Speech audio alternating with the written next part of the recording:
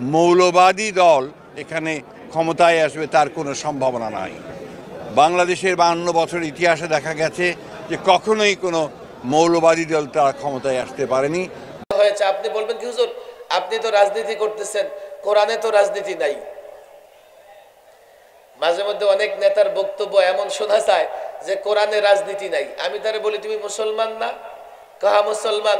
তো কোরআনের রাজনীতি না থাকলে তুমি রাজনীতি করো কেন? কেন রাজনীতি করো? কোন মুসলমান তো কোরআনের বাইরে গিয়ে কিছুই করতে পারে না। বলবে হুজুর রাজনীতি নাই মানে এইসব নোংরা রাজনীতি নাই। আচ্ছা তো তোমাকে নোংরা রাজনীতি কে করতে বলেছে? নোংরা রাজনীতি করে জাতির ক্ষতি করতে তোমাকে কে বলেছে? রাসূলুল্লাহ রাষ্ট্র চালিয়েছেন, কথা ঠিক না বেঠিক? হযরত আবু বকর রাষ্ট্র চালিয়েছেন, হযরত ওমর রাষ্ট্র চালিয়েছেন, হযরত ওসমান রাষ্ট্র চালিয়েছেন, হযরত আলী, হযরত মুআবিয়া, হযরত ওমর ইবনে আব্দুল আজিজ, উমাইয়ারা প্রায় 80 থেকে 90 বছর বিশ্ব শাসন করেছেন। আব্বাসীয়রা শাসন করেছেন, ওসমানীয়রা শাসন করেছেন, মোগলরা শাসন করেছেন। এই 1500 বছরে এর ম্যাক্সিমাম সময় মুসলমানরাই তো পৃথিবী শাসন করেছে। এই যে ইজম, মতবাদ, মতাদর্শ, ডেমোক্রেসির কথা বলবা, কয়দিন ধরে এই ডেমোক্রেসি, কয়দিন ধরে এই ডেমোক্রেসি বিশ্ব চালিয়েছে আমাকে বলো। সোশ্যালিজম, সমাজতন্ত্রের কথা বলবা, এই সমাজতন্ত্র সোভিয়েত ইউনিয়নে এক যুগ থাকতে পারে নাই। এক যুগ পরেই সমাজতন্ত্র সোভিয়েত ইউনিয়নকে ভেঙে টুকরো টুকরো করে দিয়েছে। ন্যাশনালিজমের কথা বলবা, সেকুলারিজমের কথা বলবা। বড় আফসোসের বিষয় হচ্ছে আমি যখন এগুলো নিয়ে সমালোচনা করছি তো একদল দাঁড়িয়ে যাবে, দাঁড়িয়ে গিয়ে বলবে আপনি মৌলবাদী, আপনি ধর্মান্ধ, আপনি সাম্প্রদায়িক, আপনি জঙ্গিবাদের পক্ষে কথা বলছেন, আপনি উগ্রবাদের কথা বলছেন। এই শিক্ষিত সমাজ, আমি যখন ডেমোক্রেসির সমালোচনা করছি, পৃথিবীর একমাত্র ব্যক্তি নই আমি যে আমি ডেমোক্রেসির সমালোচনা করছি। যেই দেশে ডেমোক্রেসির উৎপত্তি, যেই দেশে ডেমোক্রেসির চর্চা হয়, সেই দেশগুলোতে ডেমোক্রেসির সুফল কুফল, পক্ষে বিপক্ষে বিতর্ক হয়। সেকুলারিজম, ধর্মনিরপেক্ষতার সমালোচনা, আমি প্রথম ব্যক্তি নই। যেই রাষ্ট্র থেকে ধর্মনিরপেক্ষতার উৎপত্তি হয়েছে সেই রাষ্ট্রে খ্রিস্টানরা সর্বপ্রথম ধর্মনিরপেক্ষতার বিরোধিতা করেছে। সোশ্যালিজম এক যুগ টিকে নাই, ধ্বংস হয়ে গেছে। ন্যাশনালিজম, তারও কোনো অস্তিত্ব নাই। তাহলে আমি প্রথম ব্যক্তি নই যে ইজম, এই মতবাদগুলোর সমালোচনা করছি। কিন্তু বাংলাদেশের রাজনীতিবিদদের মাথায় এতটা ভূত চেপেছে, এতটা শয়তান চেপেছে, আমি এগুলোর সমালোচনা করলে ওদের গায়ে আগুন ধরে যায়। পরিষ্কার বলে দেখো, বই পুস্তক পড়ো না, পড়ে দেখো না, পড়ো না তোমরা। চারটা ইজম দিয়ে বাংলাদেশের রাজনৈতিক দলগুলো রাজনীতি করে, যার জন্য এই 53 বছরেও বাংলাদেশ তত একটা উন্নতি অগ্রগতি করতে পারে নাই, দুর্নীতিও বন্ধ হয় নাই, শান্তিও প্রতিষ্ঠা হয় নাই। লম্বা কথা আমি বলবো না, দীর্ঘ কথা বলার মতো সময় আমার হাতে নাই, আমি চলে যাব। আমি আবারও বলতেছি, এই যে এই মাঠের কোনায় স্বেচ্ছাসেবক যারা আছে সবাইকে বসিয়ে দাও, দয়া করে হাতে পায়ে ধরে। ভেতরে বসাও, না হলে মাঠের ভেতরে বসাও। এই যে বাচ্চারা ছোটাছুটি করতেছে ওদেরকে বসায়া দাও। আপনাদের এখনো ওয়াজ মাহফিল শোনার সময় হয় নাই, লোকেরা খাওয়া দাওয়া করে আসবে, দোকানপাট বন্ধ করে আসবে, কিন্তু আমার হাতে অত সময় নাই। এই চারটা ইজম, আমার বড় দুঃখ হচ্ছে আমার দেশের সংবিধানে এই চারটা ইজমই আছে, ছিল লম্বা সময়। তবে এবারকার সংবিধান যখন সংশোধন হচ্ছে, আমার বিশ্বাস ইজমগুলো সব বাদ যাবে কিনা আমি জানি না। প্রস্তাবনা থেকে সবগুলো ইজম এখনো বাদ যায় নাই, বাদ যাওয়া দরকার ছিল, হয়তোবা সব বাদ যাবে না। চূড়ান্তভাবে কি হবে বলতে পারবো না। তবে আমাদের দাবি হচ্ছে এই বাংলাদেশের সংবিধানে কোনো ইজম থাকবে না, কোনো ইজম রাখা যাবে। বলবে হুজুর আপনি কি বলছেন, আমরা তো ইসলাম মানি, আমরা তো মুসলমান। আচ্ছা তোমরা মুসলমান, তোমরা ইসলাম মানলে এই ইজমগুলোর কেন প্রয়োজন হবে? তখন তাদের কেউ কেউ বলবে কি হুজুর এই ইজমগুলো না হলে তো আমরা রাষ্ট্র চালাতে পারবো না। কেন রাষ্ট্র চালাতে পারবে না? ইসলাম দিয়ে রাষ্ট্র চালাও। তখন তাদের কেউ কেউ বলে ফেলবে কি, এত আগের ইসলাম দিয়ে কি এখন রাষ্ট্র চালানো যায়? মানুষ কোথায় চলে গেছে? মঙ্গল গ্রহে প্লট বিক্রি হয়, মঙ্গল গ্রহে প্লট বিক্রি হয়, এত আগের ইসলাম দিয়ে কি এখন রাষ্ট্র চালানো যাবে? আমি বললাম, কেমন মুসলমান রে তুমি ভাই, তুমি এখন ইসলামকে শেষ করে ফেলছো, অথচ এই ইসলাম দিয়েই কিয়ামত পর্যন্ত বিশ্ব শাসন করা যাবে, অন্য কোন তন্ত্র মন্ত্র দিয়ে শাসন করা যাবে না। আমি আপনাদেরকে অন্তত 2-3টা এক্সাম্পল সহজে দিতে চাই। এই যে প্রচলিত ইজম বা তন্ত্র মন্ত্রগুলো,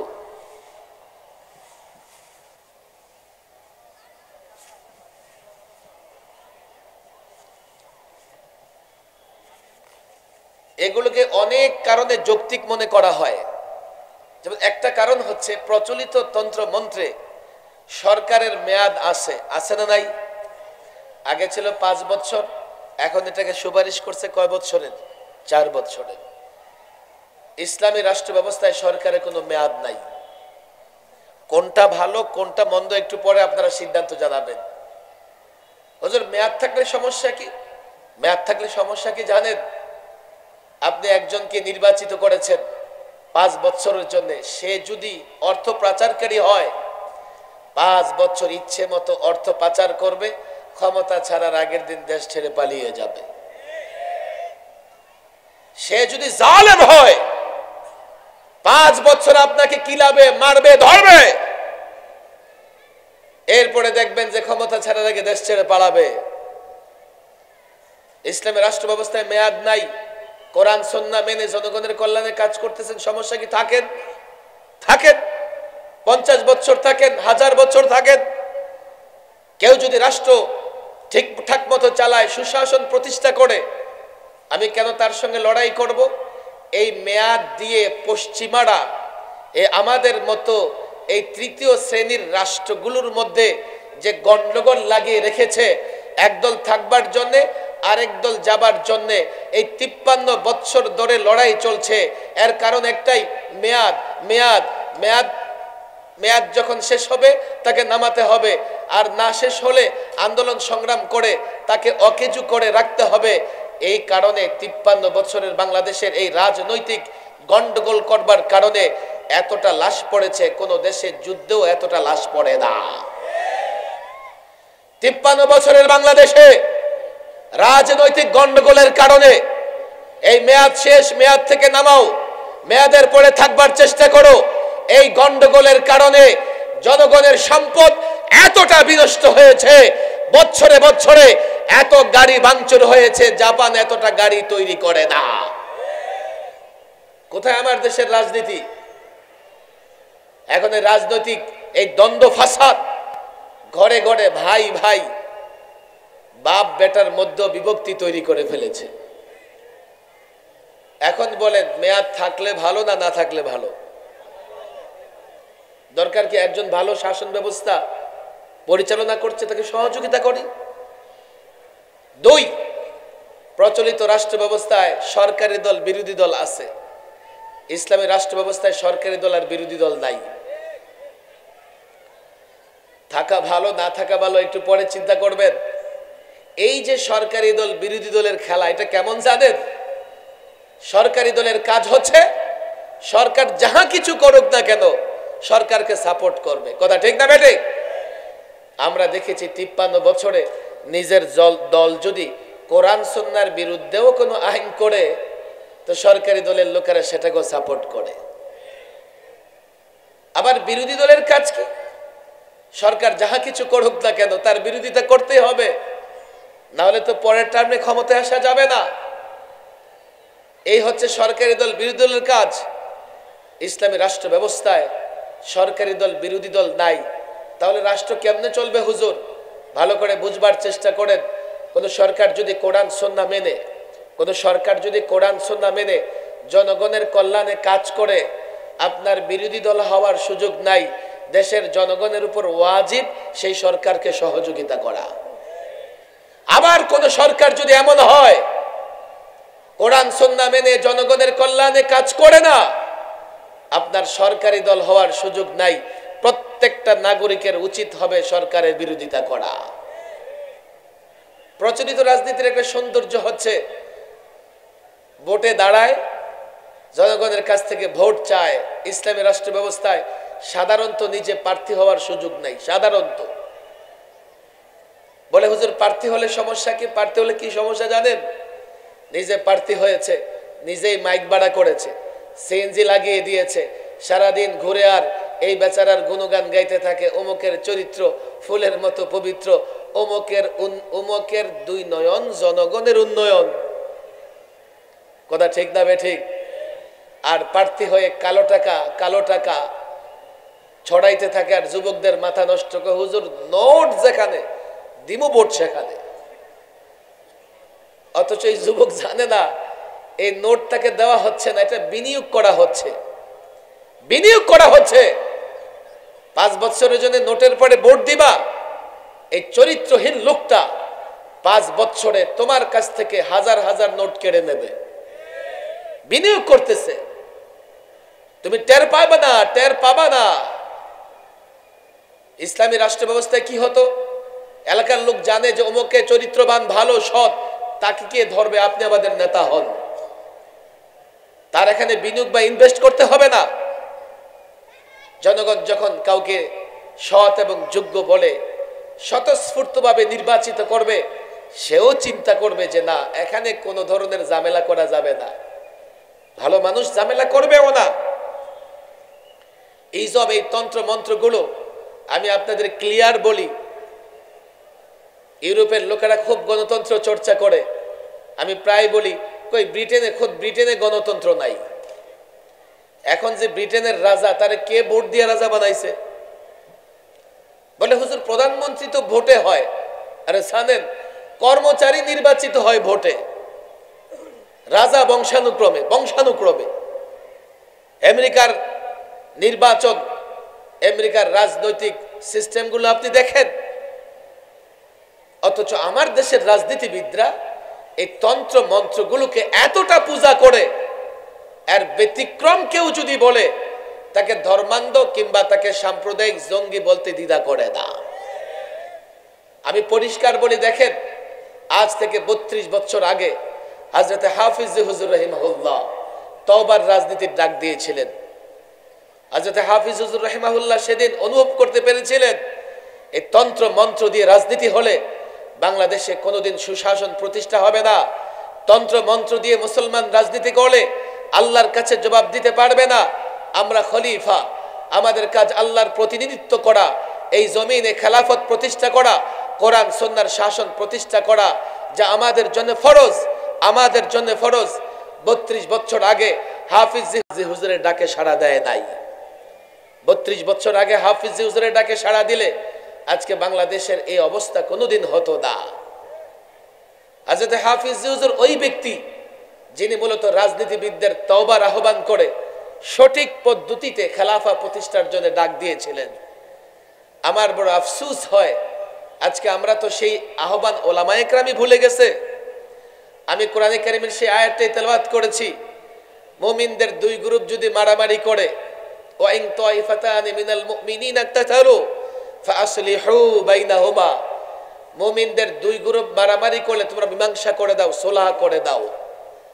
হাফিজ হুজুরের সেই আহ্বান ছিল রাজনৈতিক ময়দানে আমাদের পরস্পরের মারামারি বন্ধ করে আমাদের ভিতরে সুলহ মীমাংসা করে দেওয়া। এর বড় একটা প্রমাণ হচ্ছে হযরত হাফিজ হুজুর রাহিমাহুল্লাহ শুধু বাংলাদেশের গণ্ডিতে নয়, বাংলাদেশের গণ্ডি পেরিয়ে ইরাক, ইরানে তাদের ভেতরেও রাজনৈতিক মীমাংসার চেষ্টা করেছিলেন। ওলামায়ে কেরামের দায়িত্ব এটা প্রথমে। আজকাল তো ধর্মীয় কাজেও যদি কি হয়, গন্ডগোল হয়, আলেমরা মীমাংসা করতে গেলে একদল আলেমদের মাথা ফাটাইয়া দেয়। দাওয়াত ও তাবলীগের কাজে ঝামেলা চলতেছে কি চলতেছে না? আমাদের কাজ ছিল আমরা মীমাংসা করে দেব, বারবার আমরা চেষ্টাও করেছি, কিন্তু একদল বাংলাদেশের আলেম নয়, লক্ষ লক্ষ আলেমদের তারা কোনোভাবেই মূল্যায়ন করতে রাজি না। তারা বরং এখানে বসে দিল্লির এক মৌলভী সাহেবের ইক্তেদা করে। আলেমদের দায়িত্ব এটা ছিল।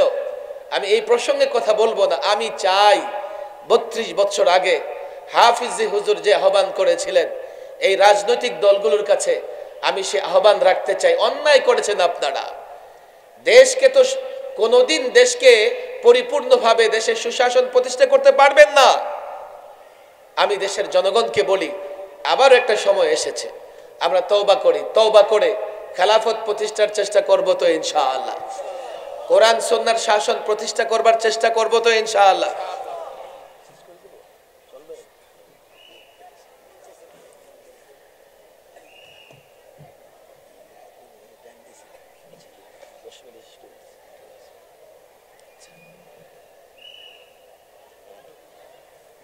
এই যে আমরা বাংলাদেশ পেয়েছি, এটা ইসলামের জন্য পেয়েছি। দেখেন, একজন হিন্দু ভদ্রলোক কালকে আমাদের ইসলামী আন্দোলনের সমাবেশে সে নিজেও এটা স্বীকার করছে যে বাংলাদেশ যে দ্বিজাতি তত্ত্বের ভিত্তিতে ভাগ হয়েছে, আমরা এই ভূখণ্ডটা চেয়েছিলাম আমরা এখানে কোরআন সুন্নাহ প্রতিষ্ঠা করব। বাংলাদেশের রাজনীতিবিদ, পূর্ব পাকিস্তান, পশ্চিম পাকিস্তানের রাজনীতিবিদরা কোরআন সুন্নাহর শাসন প্রতিষ্ঠা করবার জন্যে আলাদা এই ভূখণ্ড নির্বাচন করেছেন। কেউ বলবে হুজুর সেটা 47, 71 না। আমি বলি কি, কেউ যদি বাবার পরিচয় দেয়, দাদার পরিচয় না দেয়, তো নিজে তো জারজ হবে না, দাদার পরিচয় না দিলে বাবাকে জারজ হওয়া থেকে বাঁচাতে পারবে না। 47 আমাদের ইতিহাস। দেশটা পেয়েছে ইসলামের জন্য। আমি ক্লিয়ার বলি, আজকেও কোন সীমান্তে মারামারি হয়েছে প্রতিবেশী জনগণের সঙ্গে, আগ্রাসন চালাবার জন্য হা করে বসে আছে। দেশটা পেয়েছে ইসলামের জন্য। যদি আমরা ইসলাম না মানি, ইসলাম না ধরি, দেশটাকে হেফাজত করতে পারবো না। এই যে মাদ্রাসাগুলো কেউ মনে করে মরার পরে কাজে লাগবে, আমি বলি মরার পরে তো কাজে লাগবেই, দুনিয়াতেও কাজে লাগবে। দেখো না, ইংরেজ জুতা পেটা করে ভারত থেকে বিতাড়িত করেছে ওলামায়ে কেরাম। ওলামাদের নেতৃত্বে মুসলমানেরা বাংলাদেশকে আজকে কি করে হেফাজত করবে? বাংলাদেশকে দুটা ভাগে ভাগ করো, এক ভাগ বস্তুবাদী, আরেক ভাগ হচ্ছে ইমানবাদী, ইসলামবাদী। যাদের ইসলাম আছে ওরা ইসলামবাদী, যাদের ভেতরে ইমান আছে ইমানবাদী। মাদ্রাসাগুলো থেকে ইমান ইসলামের পয়গাম দেওয়া হয়, মাদ্রাসাগুলো থেকে ইমান ইসলামের তালিম দেওয়া হয়। বস্তুবাদীরা দেশ হেফাজত করতে পারবে না। দল বড় হতে পারে, নেতা বড় হতে পারে, কারণ বস্তুবাদী মনে করে বস্তু ছাড়া কিছুই হয় না, আসবাব ছাড়া কিছুই হয় না। সে যখন দেখবে যারা আগ্রাসন চালাচ্ছে প্রতিবেশী রাষ্ট্র, তাদের কাছে অ্যাটম বোমা আছে, তাদের সৈন্য সামন্ত বেশি, তাদের রাষ্ট্র বড়, এই বস্তুবাদী নত জানু হবে, মূর্তি পূজারীদের কাছে নত জানু হবে, পত্তলিকদের কাছে নত জানু হবে। আল্লাহর কসম করে বলি, যারা ইমানবাদী, যারা ইসলামবাদী, তারা মনে করবে আসবাব দিয়ে নয়, আল্লাহ চাইলে কাউকে বিজয়ী করতে পারেন। আমি তো বলি 1500 বছর আগের ইতিহাস নয়, এখনকার ইতিহাস দেখেন। তালেবান, আফগানিরা আমেরিকান নেটোকে জোতা পেটা করে তা আফগানকে স্বাধীন করেছে। আজকের ইতিহাস হচ্ছে সিরিয়াতে ইসলামপন্থীরা বড় জায়গা দখল করে তারা সেখানে শান্তি প্রতিষ্ঠা করবার চেষ্টা করেছে। দেশকে হেফাজত করতে হলে ইমানবাদী হওয়া লাগবে, ইসলামবাদী হওয়া লাগবে। ঈমান ইসলাম ছাড়া এই রাষ্ট্রকে হেফাজত করা যাবে না। একদল দেশকে আগ্রাসন চালাবার জন্য মূর্তির নামে, ইসকনের নেতার নামে, পত্তলিকতার নামে স্লোগান দিচ্ছে। দেশ হেফাজত করতে হলে তন্ত্র মন্ত্রের নামে নয়, নেতার নামে নয়, ইসলামের নামে, আল্লাহর নামে স্লোগান দিতে হবে, না হলে দেশ হেফাজত করা যাবে না। এই মুসলমানের সন্তানেরা পরিষ্কার বলি শোনো, বাংলাদেশ যদি আক্রান্ত হয়, ইসলাম আক্রান্ত হবে। বাংলাদেশ আক্রান্ত হলে মসজিদ আক্রান্ত হবে, বাংলাদেশ আক্রান্ত হলে মাদ্রাসা আক্রান্ত হবে, বাংলাদেশ আক্রান্ত হলে তোমার মা আক্রান্ত হবে, তোমার বোন আক্রান্ত হবে, তোমার কন্যা আক্রান্ত হবে। আল্লাহর কসম করে বলি, 1500 বছর মহব্বত করে তাদের নিয়ে যুদ্ধ শোষণা করতে হবে, পরিশোধ করতে হবে। এর আগেও দুর্নীতি হয়েছে, বৎসরে দুর্নীতি বেড়েছে। বারবার বাংলাদেশ দুর্নীতিতে চ্যাম্পিয়ন হয়েছে। জনগণের টাকা লুটপাট হয়েছে, আর কানাডায়, আমেরিকায়, মালয়েশিয়ায়, সিঙ্গাপুর, হংকং এ নেতাদের বাড়িঘর নির্মিত হয়েছে। কথা ঠিক না বেঠিক? আমি পরিসংখ্যানটা কোনো দলের পক্ষে বা বিপক্ষে দাঁড় করাচ্ছি না, এটা বাংলাদেশের বাস্তবতা। আর এই পরিসংখ্যান কারো পক্ষে কারো বিপক্ষে নয়, এই পরিসংখ্যান দেশের মানুষের পক্ষে, বাংলাদেশের পক্ষে। কেন? দুর্নীতিবাজ যখন দুর্নীতি করে সে এই চিন্তা করে না আমি যে টাকা দুর্নীতি করছি এখানে আমার দলের টাকাও তো থাকতে পারে। শেয়ার বাজার যারা লুটপাট করেছে তারা কিন্তু এই চিন্তা করে নাই যে আমি যে শেয়ার বাজার লুটপাট করছি এই শেয়ার বাজারে তো আমার দলের লোকেরও বিনিয়োগ থাকতে পারে। যারা বাংলাদেশ ব্যাংকের রিজার্ভ লুটপাট করেছে তারা কিন্তু এই চিন্তা করে নাই যে এই ব্যাংকে তো আমার দলের লোকদেরও অ্যাকাউন্ট থাকতে পারে। যারা সিন্ডিকেট করে দ্রব্য মূল্য বাড়িয়ে দেয় তারা কিন্তু এই চিন্তা করে না আরে বাড়তি মূল্য দিয়ে তো আমার দলের লোকেরাও কিনবে। যখন বাস ভাড়া গাড়ি ভাড়া বাড়ানো হয় সরকার এই চিন্তা করে না বাড়তি ভাড়া দিয়ে তো আমার দলের লোকেরাও গাড়িতে উঠবে, তাহলে আমি তো সবার ক্ষতি করছি। এই জন্য এই পরিসংখ্যানটা কারো পক্ষে বিপক্ষে নয়, দেশের পক্ষে, দেশের জনগণের পক্ষে। প্রকৃতপক্ষে লুটেরা, দুর্নীতিবাজ, চাঁদাবাজ, টেন্ডারবাজ যারা তাদের কোনো দলীয় পরিচয় হতে পারে না। আমি আপনাদের কাছে যে প্রশ্ন রাখতে চাই, এই 53 বছর বাংলাদেশ কেন একটা দুর্নীতিমুক্ত দেশ উপহার দিতে পারলো না? যেদিন ছাত্র জনতা বিপ্লবের মাধ্যমে 5 আগস্টে নতুন এক বাংলাদেশ সৃষ্টি করেছে সেদিন থেকে দুর্নীতি 50% কমে গেছে, শুধু ছাত্রদের ভয়ে। আমি তো বলি ইসলামী শাসন যদি কায়েম হয়, ইসলামী শাসন কায়েম হলে কাউকে সাজা দিতে হবে না। মানুষ যদি শুধু শোনে এটা যে এখন রাষ্ট্র চলবে ইসলাম দিয়ে, চুরি করলে আর পার পাওয়া যাবে না, দুর্নীতি বন্ধ হয়ে যাবে। কেন বাংলাদেশে দুর্নীতি বন্ধ হচ্ছে না? ইচ্ছে মতো 5 বছর দুর্নীতি করে ক্ষমতা ছাড়ার আগে দেশ ছেড়ে পালিয়ে যায়। ওদের নানা দেশে বাড়ি গাড়ি থাকে, সুযোগ সন্ধানী বিপদ দেখলে আগে থেকে দেশের বাইরে অবস্থান করে। এই বাংলাদেশ যে রাজনৈতিক দল বা রাজনৈতিক দলের সহযোগী দল যারা আছে তারা বাংলাদেশ পরিচালনা করার পেছনে 4টা ইজমকে ফলো করে। 4টা ইজম। 1 ডেমোক্রেসি, গণতন্ত্র। 2 সেকুলারিজম, ধর্মনিরপেক্ষতা। 3 সোশ্যালিজম, সমাজতন্ত্র। 4 ন্যাশনালিজম, জাতীয়তাবাদ। খেয়াল করে দেখেন এই দলগুলো এই 4টা ইজমের মধ্যে ঘুরপাক খায়। কেউ সরাসরি সেকুলারিজমের কথা বলে, ধর্মনিরপেক্ষতাবাদের কথা বলে, আবার কেউ ডেমোক্রেসির কথা বলে, কেউ বা উদারপন্থী, ধর্মীয় মূল্যবোধে বিশ্বাসী। এই জন্যে অনেকটা ধর্মের পক্ষে মাঝে মধ্যে কথা বলে। তবে এই কথা সবাই বলে যে না, ইসলামী শাসন চায় না। তারা কি চায় না? ধর্মীয় অনুশাসন চায় না, শরিয়া আইন চায় না। এই 4টা ইজমে যারা বিশ্বাসী সবাই এই কথাগুলোই বলে। আবার একদল আছে বামপন্থী, সমাজতন্ত্রের রাজনীতি করে, হাতুড়ি কাচি মার্কা তাদের। কথা ঠিক না বেঠে? আপনাদের হাতে দড়ি পায়ে দড়ি, এটা নারায়ণগঞ্জের একটা জাতীয় প্রতিষ্ঠান। এখানে আমি গতানুগতিক কোনো আলোচনা করতে আসিনি। এই যে 4টা ইজম দ্বারা রাষ্ট্র পরিচালিত হতে পারে, সে মানবরূপী শয়তান হোক আর ইবলিসের বাচ্চা শয়তান হোক। এই জন্য আমরা জোরে তাকবীর দিব তো ইনশাআল্লাহ। বলি আল্লাহু আকবার। নারায়ণগঞ্জ একেবারে ঢাকার পাশাপাশি একটা জেলা। ঢাকার অনেক থানা ঢাকার এতটা কাছে নাই, নারায়ণগঞ্জ জেলা ঢাকার যতটা কাছে। কথা ঠিক না বেঠিক?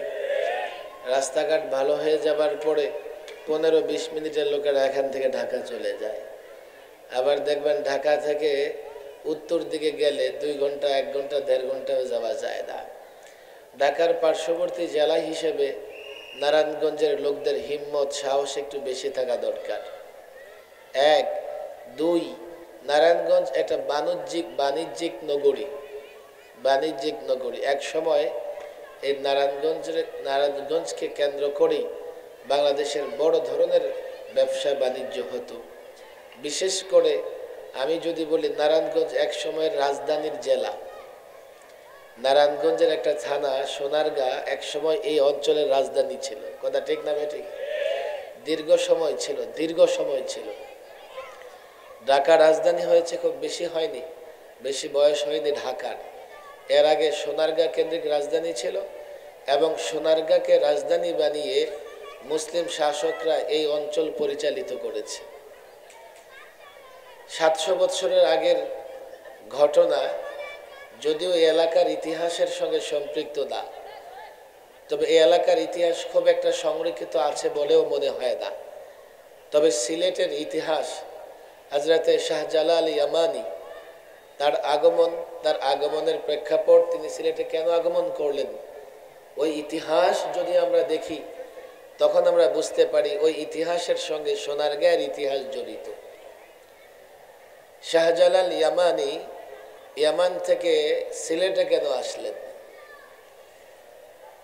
সিলেটে তখন শাসক ছিল গৌর গোবিন্দ নামের একজন নরপিশাচ। মানুষ খুন করা, মানুষ হত্যা করা ছিল তার নেশা। আর ধর্মের পরিচয় ছিল তার হিন্দু ধর্ম। উগ্র হিন্দুত্ববাদী একজন শাসক ছিল গৌর গোবিন্দ। তার অত্যাচারে সিলেট এলাকার মুসলমানেরা এতটা এতটা এতটা কষ্ট ভোগ করেছে, সামান্য ইতিহাস থেকে আমরা যা জানতে পাই, বিস্তারিত ইতিহাসে হয়তো বা তার আরো বড় ভয়ঙ্কর চিত্র সামনে আসবে। গৌর গোবিন্দের প্রাসাদের পাশেই একজন মুসলিম বসবাস করতেন, যার নাম শেখ বোরহানউদ্দিন। আবার শেখ বোরহানউদ্দিন যেখানে বসবাস করতেন সেখানে 13টি মুসলিম পরিবার ছিল। শেখ বোরহানউদ্দিন, তার কোনো সন্তান সন্ততি ছিল না। একবার সে মান্যত করলো, আল্লাহ যদি আমাকে সন্তান দান করেন আমি গরু জবাই করব। কেন? গৌর গোবিন্দের আমলে মুসলমানরা গরু জবাই করতে পারতো না। আল্লাহ তাবারক ওয়া তাআলা তাকে সন্তান দান করলেন। গরু জবাই করে এই মুসলিম পরিবারদের মধ্যে বন্টন করা শুরু করলেন। চিল কিংবা কাকে একটা টুকরো দিয়ে ওই সেই গৌর গোবিন্দের রাজপ্রাসাদের সামনে ফেলে দিল। গৌর গোবিন্দ সেই গোশতের টুকরা দেখে তো একেবারে তেলে বেগুনে জ্বলে উঠল। দেখো শেখ বোরহানউদ্দিনকে ধরো। এই ঘটনা লোকমুখে চর্চা হয় সিলেটে, এবং তথ্য ভান্ডার, উইকিপিডিয়া, এনসাইক্লোপিডিয়াতে এইভাবেও একটা ঘটনা বর্ণনা করা আছে। শেখ বোরহানউদ্দিনকে ডেকে ওই হিন্দু রাজা বোরহানউদ্দিনের ডান হাত কেটে দিল, আর তার নবজাতকরে ধরে মূর্তির সামনে বলি দিয়ে দিল, এবং 13টি মুসলমানদের যে পরিবার ছিল সবাইকে হত্যা করেছে। এই ঘটনার বর্ণনায় দেখা যায় শেখ বোরহানউদ্দিন গৌর গোবিন্দের বিরুদ্ধে লড়াই করবার জন্য সোনারগাঁয়ে চলে আসে। তখন সোনারগাঁয়ে ছিল মুসলিম শাসক। এই সোনারগাঁয়ের মুসলিম শাসক কয়েকটা অভিযান চালিয়ে চেষ্টা করলেন গৌর গোবিন্দকে, এই জালেমকে ধ্বংস করে দেওয়া যায় কিনা। পারলেন না শেষ পর্যন্ত। শেখ বোরহানউদ্দিন চলে গেলেন দিল্লিতে, নিজামউদ্দিন আউলিয়ার দরবারে। তখন নিজামউদ্দিন আউলিয়ার দরবারে ইয়ামান থেকে হযরতে শাহজালাল ইয়ামানিও এসেছিলেন। সেখান থেকে দিল্লির শাসক কয়েকবার বাহিনী প্রেরণ করে যখন ব্যর্থ হলেন, শেষবার বাহিনী যখন প্রেরণ করেন, সেই বাহিনীর সঙ্গে হযরতে শাহজালাল ইয়ামানি এবং ওনার 360 জন মুরিদ যুক্ত হলেন, এবং ওই বাহিনীর কাছে গৌর গোবিন্দ পরাজিত হয়েছে। এবং পর্যায়ক্রমে সিলেটের মাটি ইসলামের জন্য বড় উর্বর। আমি প্রায় যখন সিলেটে যাই, আমি সিলেটবাসীদের, এমনকি সিলেটের রিক্সাওয়ালা সিএনজি ড্রাইভার যারা আছে, তাদের আচার আচরণও অন্য যে কোনো জেলার সিএনজি ড্রাইভার, রিক্সা চালক থেকে ভিন্ন। সেখানের সাধারণ মানুষের ভেতরে ইসলামের মহাব্বত আছে। এক তো শাহজালাল ইয়ামানি, শাহপরান শেখ বোরহান উদ্দিন, এরপরে গেল শতাব্দীতে শাইখুল ইসলাম হুসাইন আহমদ মাদানির আগমন এবং সিলেটে অনেক বুজুর্গদের আগমনের ফলে সিলেট এখন ইসলামের জন্য উর্বর ক্ষেত্র। তাহলে বোঝা গেল 700 বছর আগে এই অঞ্চল, বাংলার এই অঞ্চল ত্রিপুরা, আসাম সহ পরিচালিত হয়েছে এই সোনারগাঁ থেকে। আপনাদের আন্ডারে এখন একটা রাজধানীও আছে, পুরনো রাজধানী। আপনাদের হিম্মত সাহস অত্যন্ত বেশি থাকা চাই, গলার ভলিউমও চড়া হওয়া চাই। চড়া করে আওয়াজ দিব তো ইনশাআল্লাহ? বলি আল্লাহু আকবার। ধীরে ধীরে ভলিউম বাড়তেছে। আর যাই হোক, এনগঞ্জ, নারায়ণগঞ্জ এখানেও এক সময় এই পৌত্তলিকতা, মূর্তি পূজারীদের, এখানেও এক সময় উগ্র হিন্দুত্ববাদীদের বড় রমরম অবস্থা ছিল। আল্লাহ তাবারক ওয়া তাআলা সেই নারায়ণগঞ্জের মাটিতে এই যে দেওবন্দ মাদ্রাসা, ওদিকে আছে আমলাপাড়া মাদ্রাসা, হাজিপাড়া মাদ্রাসা, অনেক দিনই প্রতিষ্ঠান হয়েছে। দিন দিন এই দিনই প্রতিষ্ঠানগুলোর খেদমত আঞ্জাম দেবার কারণে বেদাত দূর হচ্ছে, কুসংস্কার দূর হচ্ছে, পৌত্তলিকতা কমছে, মূর্তি পূজা কমছে এবং যত ধরনের বস্তুবাদী চিন্তা আছে এগুলো বিলুপ্ত হয়ে মানুষ ধীরে ধীরে ইসলামের দিকে অগ্রসর হচ্ছে। কথা ঠিক না বেঠে? অনেক ছাত্র ওলামায়ে কেরাম এসছেন, আমি তাদেরও অনুরোধ করব, আমি লম্বা বক্তৃতা করব না, তবে যে আলোচনা আমি শুরু করেছি, যে আয়াত আমি তেলাওয়াত করেছি, সে আয়াতের উপরে আলোচনা করলে নিঃসন্দেহে দীর্ঘ আলোচনা করা লাগবে। কিন্তু আয়াতকে সামনে রেখে একটা সাইড নিয়ে সামান্য কিছু কথা আমি বলি। যেহেতু আপনারা সাবেক রাজধানীর কাছাকাছি, বর্তমান রাজধানীরও কাছাকাছি, আপনারা যেহেতু বাণিজ্যিক নগরীর মানুষ, নিঃসন্দেহে আপনারা সচেতন হবেন। যদি সচেতনভাবে পথ চলতে পারেন তাহলে ইনশাআল্লাহ আমাদের সফলতা আসবে। আর আমরা যদি সচেতন না হই, সফলতা আসবে না, বারবার বিপদে পড়ে যাব। যেমন গত 16টা বৎসর আমরা বড় বিপদে ছিলাম। ইসলাম এবং মুসলমানেরা সবচাইতে বেশি কষ্টে ছিল। গত 16 বৎসর সবচাইতে বেশি জুলুম সহ্য করেছে ওলামায়ে কেরাম। 2011-তে সংবিধান সংশোধন করে নাস্তিক, মুরতাদ, ফেসিবাদীরা শক্তি অর্জন করেছে। কি করেছে? সংবিধান সংশোধন করে 3টা বড় ধরনের পরিবর্তন করেছে। 1, বিসমিল্লাহর বিকৃত অর্থ করেছে। 2, আল্লাহর উপর আস্থা বিশ্বাস মুছে দিয়েছে। 3, তারা নিয়ে এসেছে সেকুলারিজম। সেকুলারিজম মানে রাষ্ট্রের কোনো ধর্ম থাকবে না।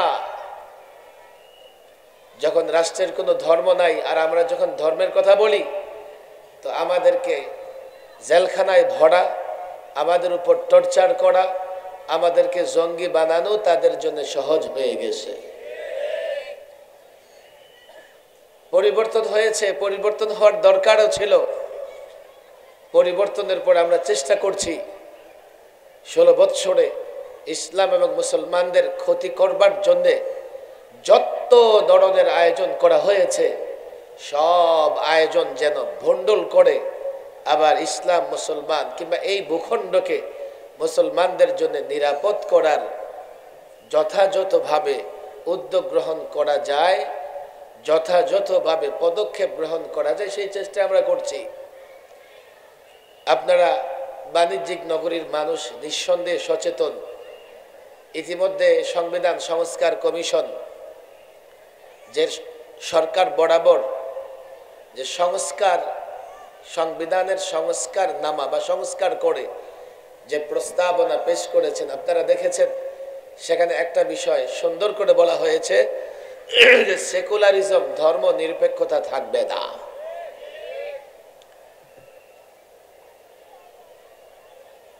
কথা তো অনেক, বলবার মতো সময় কম। আমরা বাংলাদেশের কল্যাণ চাই, আমরা বাংলাদেশে আরামে শান্তিতে থাকতে চাই। 53 বছর ধরে এই বাংলাদেশে যা কিছু হয়েছে, গন্ডগোল বলেন, মারামারি বলেন, দুর্নীতি বলেন, চুরি বলেন, লুটতরাজ বলেন, কখনো কম কখনো বেশি, কিন্তু এগুলোকে পরিপূর্ণভাবে কখনোই কেউ নিয়ন্ত্রণে আনতে পারে নাই। খেয়াল করেন, গত 16 বছরে যথেষ্ট দুর্নীতি হয়েছে। আমি প্রায় এই পরিসংখ্যান দেই, পত্রিকার পরিসংখ্যান। গত 16 বছরে বাংলাদেশ থেকে পাচার হয়েছে 22 লক্ষ কোটি টাকা, যা দিয়ে বাংলাদেশটাকে কমপক্ষে 5 বছর চালানো যেত। ঋণই হয়েছে বাংলাদেশ 18,35,000 কোটি টাকা। আগামী 50 বছরে জনগণের রক্ত বিক্রি করে এই ঋণ।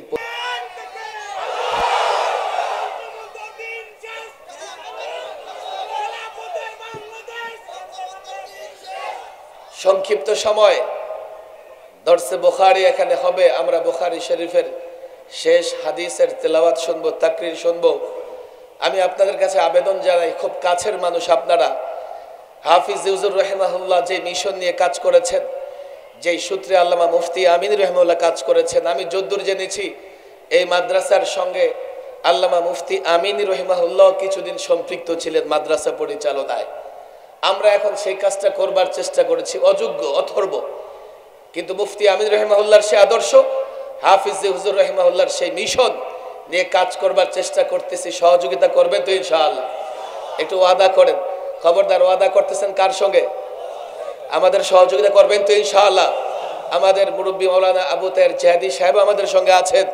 আমরা আপনাদের সহযোগিতা চাই যাতে এই দেশে কোরআনী শাসন প্রতিষ্ঠা করতে পারি। আপনারা ঢাকার খুব কাছের মানুষ, একটু দিল থেকে ওয়াদা করেন আমাদেরকে সহযোগিতা করবেন তো ইনশাআল্লাহ? এবং আমাদের মাওলানা আব্দুল কাদের সাহেব আমলাপাড়া মাদ্রাসার মহাপরিচালক হুজুর আমাদের রাজনৈতিক সংগঠন ইসলামী ঐক্যজোটের চেয়ারম্যান পদে অধিষ্ঠিত হয়েছেন। হুজুর তো থাকবেনই, আমরা হুজুরকে এবং এই মুফতি আমিন রহমাহুল্লাহ হাফিজ হুজুরের কাজকে এগিয়ে নিতে সহযোগিতা করবো তো ইনশাআল্লাহ? আল্লাহ তাবারক ওয়া তাআলা তৌফিক।